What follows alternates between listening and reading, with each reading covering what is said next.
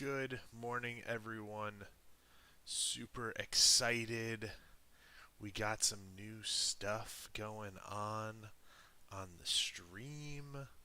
We have lovely closed captions, which I'm always excited for.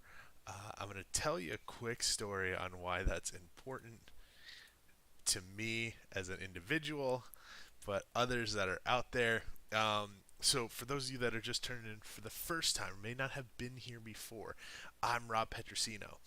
My role in the world is to educate people about emerging technology.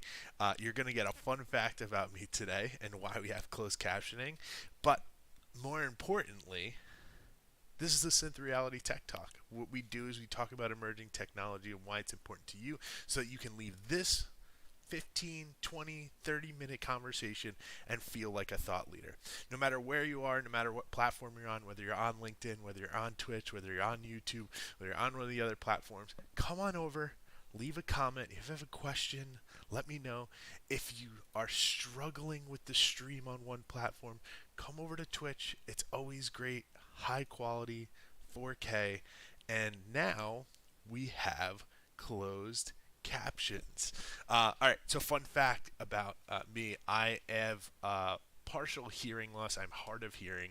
I have about 80% loss in one of my ears, which is why I often like to wear a headset so I make sure that I'm hearing everything. But I was on a tech talk yesterday and I met my amazing friend Beth, and she is a sign language interpreter. And she said, Rob, why don't you have closed captions? You're hard of hearing and you got to figure that out. So now we have closed captions down in the corner of the screen. If they are too small for you, let me know. I'll make them bigger. If they're too big, let me know. I'll make them bigger. But I made sure it's on all of our screens. So it's a little bit more inclusive, and the people out there that are interested in this type of technology have access to it. And I think so far they are running pretty well and pretty accurate. So I'm pretty pleased as of right now. With that, we're going to talk about two big topics today. They are Snapchat releasing their own AI chatbot, which is going to be pretty cool. So we're going to talk about that one and what that means and how that's integrated into a few things. And we're going to talk about an AR VR hardware meta leak slash report that came out. Both of these actually come from The Verge, but we're going to take some time. We're going to review them together. If you have questions, if you have ideas, if you have thoughts, feel free to drop them in the chat. If this is your first time viewing, check out the socials. Try to be as active as I can to make sure that you know what's going on. With that, we're going to head on over to the screen share. All right, so really, really interesting things that we got going on today. Snapchat is releasing their own AI powered chatbot with ChatGPT integration. Rob, what are you talking about? What are you saying? So what Snapchat is doing is pushing their experience, their augmented reality, and moving it into a new uh, plan, new way of monetizing their platform, specifically revolving around OpenAI's ChatGPT integration. So now it's a pretty interesting one. I appreciate that, Q Wade. All love from my side. I appreciate your comments, sir. Um, so what Snapchat is doing is adding OpenAI into their platform, which is really really cool. So you're gonna have a new subscription plan that's gonna be initially available for $3.99 a month for Snapchat Plus users. They're gonna be able to interact with what's gonna be called My AI. My AI is going to be a Chat GPT enabled AI bot avatar that you're going to be actually able to interact with. The idea here is to make it an interesting way to communicate with potential others that are on platform, that maybe not exposed to ChatGPT directly or don't go directly onto ChatGPT online. They can now do it directly through AI. Um, What we're seeing with this type of launch, though, is the over abundance of acceptance that people are having talking to an AI assistant. So everyone thought that this was going to happen when we started looking at chatbots and the algorithmic way that a chatbot can pull up information. But now, because of generative AI and how generative AI is impacting the market, we're actually seeing people be more accepting of using an AI bot to enable them to do some type of task, just like that of my AI here in Snapchat. So this screenshot on screen here, we're going to make it a little bit bigger for everyone that might be struggling to see it. What they did was simply put, hey there, what can I help you with? Can you write me a haiku about cheese-obsessed friend Lucas? And then there's your haiku on there. So what's interesting is that Snapchat's directly integrating into Chat GPT. It's going to be able to have that same repository of information, same repo of information, and then pull out that content and deploy it via Snapchat Chat. What's interesting is that this is just one of the solutions or one of the integration points that they have right now. What's also super interesting is that they have a My AI avatar, and knowing Snapchat and how they do things, we're most likely going to see the development of ChatGPT powered speaking avatars in Snap Chat's platform, which means Snapchat's platform is going to be enabled to generate avatars that will be able to speak or move their mouths, and obviously at some point generate sound or voice assisted AI prompts, and you can probably create your own version of My AI, design them, show what they look like, change the voice, and have it generatively be able to talk to you to the point where we're starting off with chat. It's very easy to make the logical jump that we'll be able to snap our AI assistant different questions. It'll take the prompt or the questions that it gets, takes a photo, and then reply back with a snap itself. That's where I think this platform is going to. And I also think it's going to be huge for the businesses that are interested in Snap platform. Tiffany just did a nice launch for a couple podcasts ago. We talked about Tiffany rolling out a augmented reality experience through Snapchat that allowed users to try on bracelets. Those bracelets had ray casting, so it was very, very clean and very well done. So that's the first iteration of this. I think that augmented reality specific on the Snapchat platform are going to hard pivot towards business enabled experiences. So that's what I think will be interesting. And I think that this is the stepping stone and the projection point of how things are going to change for augmented reality on Snapchat and becoming a productivity tool. What's interesting is they've already put in some of the filters and moderation filters that we've talked about in the past, making sure it's safety and adherence to guidelines. So obviously it won't swear, violent, sexually explicit content, but it also won't answer academic essays, etc., and it will politely decline doing homework for a user. So that is already out and already in the market. So really, really interesting. It looks like the Chat GPT model that's currently out, ChatGPT 3, will be integrated, and then probably and most likely a ChatGPT 3.5 or 4 when that comes out and is launched with that larger parameter. Those large language model is going to be underpinning a lot of what Snap is going to be doing in the future. So it's very easy to see the path.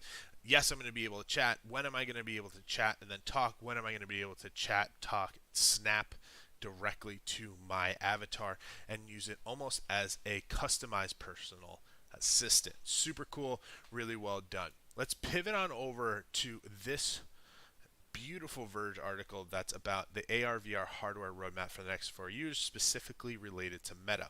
So Couple of years ago, early 2020, Mark Zuckerberg came out and said that the wide use of augmented reality headsets are going to be deployed by 2024. He's revised that, and now is saying 2027.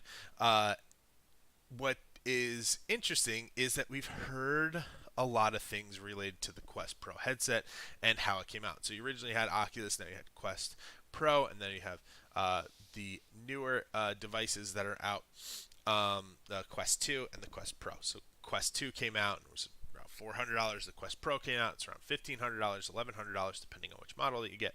And the long-term projection here is that Meta is all in on virtual reality and or pass through augmented reality. They are very different.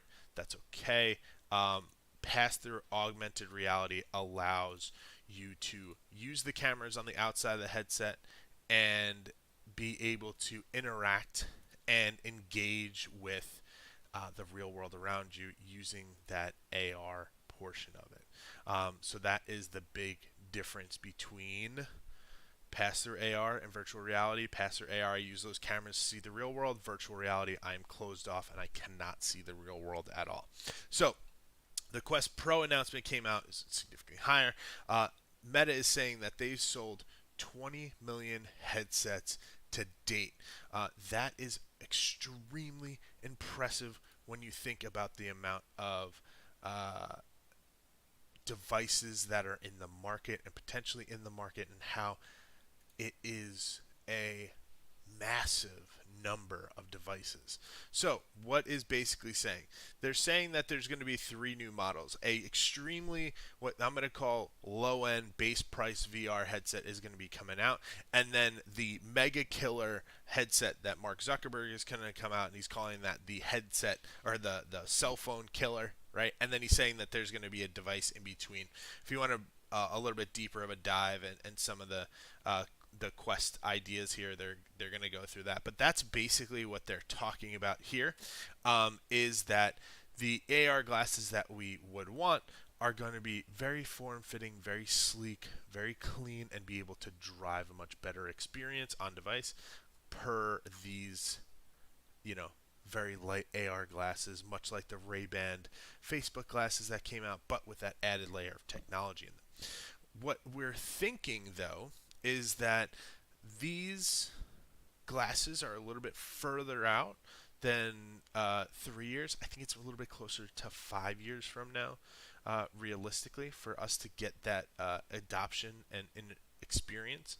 But what I think the biggest issue, so here's those Ray-Ban glasses that we were just talking about. The biggest issue is the content barrier and the barrier of experience.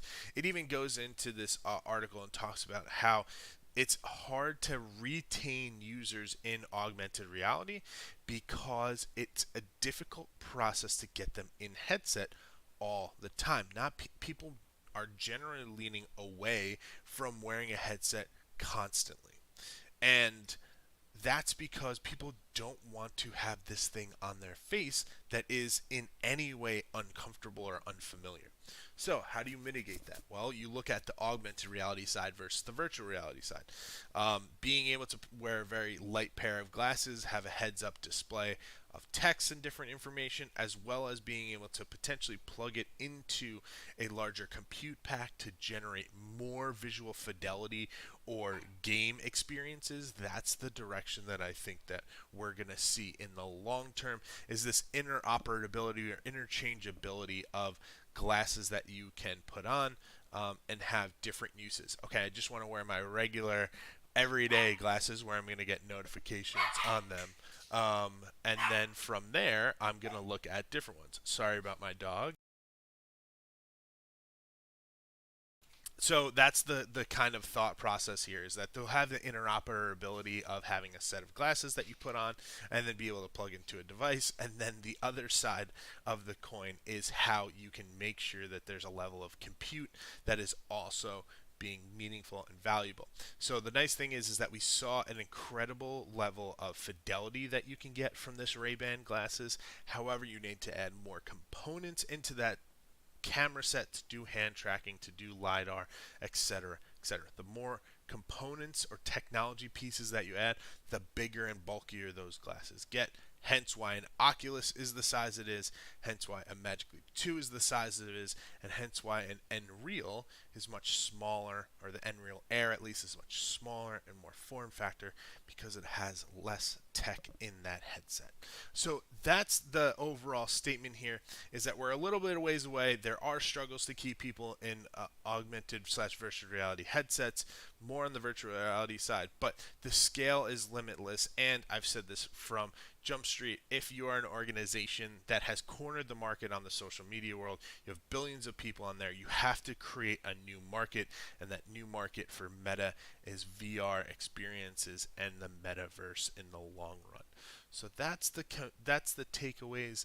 That's what we're talking about today, and that's what we think is meaningful and valuable on today's Tech Talk. I appreciate you coming in and chatting and listening to me.